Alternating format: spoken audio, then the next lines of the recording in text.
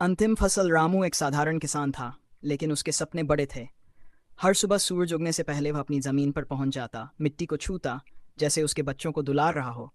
खेती ही उसका जीवन था, उसकी पूजा। लेकिन समय बदल रहा था। बारिश अब समय पर नहीं होती, मौसम अनिश्चित हो चला था।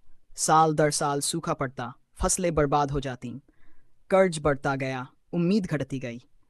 रामू ने सोचा, शायद अगला साल अच्छा होगा। एक दिन जब फसल पकने को थी, आसमान फिर बेवफा हो गया। तेज तूफान ने सारी फसल बर्बाद कर दी। रामू अपने खेत में बैठा, कीचड़ में घुटनों तक धंसा हुआ, टूटी हुई फसल को देखता रहा। उसकी आंखों से आंसू बह निकले। पहली बार उसके बेटे रवि ने उसे यूं टूटते देखा। रवि, जो शहर जाकर नौकरी करने लगा था, उस दिन कुछ बदल गया।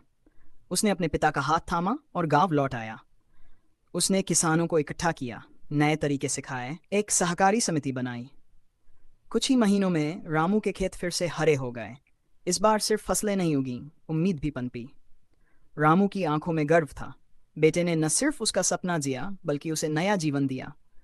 वो किसान अब इस दुनिया में नहीं रहा, लेकिन उसकी कहानी हर उस खेत की मिट्टी में बसी है जहां एक किसान उम्मीद बोता है। हम गिरते हैं, लेकिन फिर खड़े हो जाते हैं। यही है किसान की असली ताकत।